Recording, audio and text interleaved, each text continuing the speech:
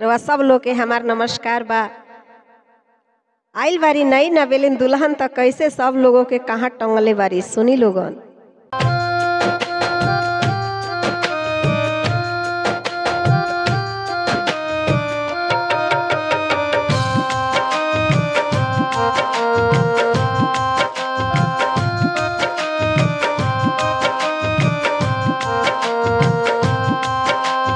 ऊँचिया टारी हम बोए गना बोवल हो, ऊँचिया टारी हम बोए गना बोवल हो, ऊँचिया टारी हम बोए गना बोवल हो। बोए गन फरिला गोले, बोए गन फरिला गोले, गोले डरिया लाल रस चुएला भावनावा, अनहरी हो गोरिया लाल रस चुएला भावनावा।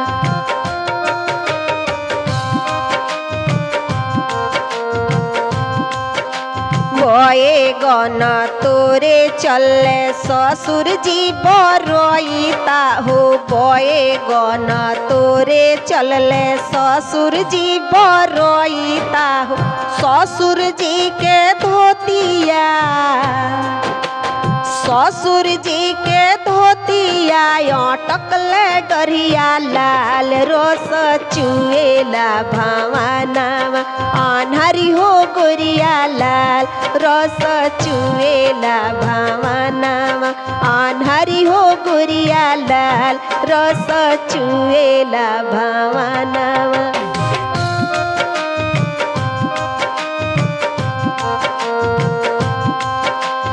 बोए गन तोरे चले भसुर जी बरोईता हो, बोए गन तोरे चले भसुर जी बरोईता हो। भसुर जी के मुछिया,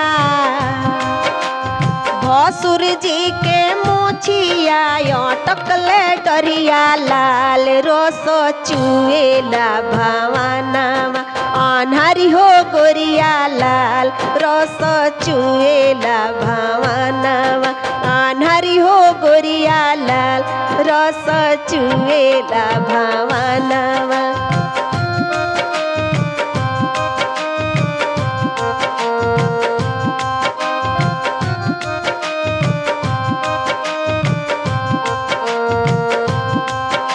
बोए गन तोरे चलले देवर जी बरोईता हो, बोए गन तोरे चलले देवर जी बरोईता। देवर जी के झुलुफी, देवर जी के झुलुफी अटकले डरिया लाल रस चुएला भावनावा, अनहरी हो गोरिया लाल रस चुएला भावनावा, अनहरी हो गोरिया लाल रस चुएला भावनावा।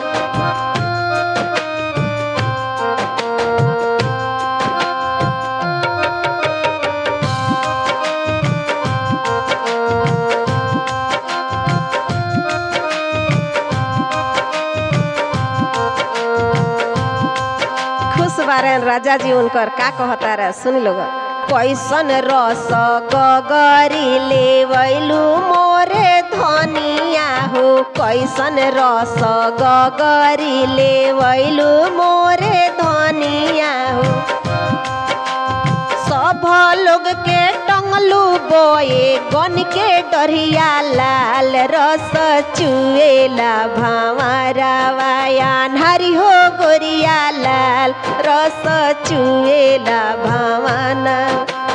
सब लोग के टंगलू बोए गन के डरिया लाल रस चुएला भावनावा, अनहरी हो गोरिया लाल रस चुएला भावनावा, अनहरी हो गोरिया लाल रस चुएला भावनावा, अनहरी हो गोरिया लाल रस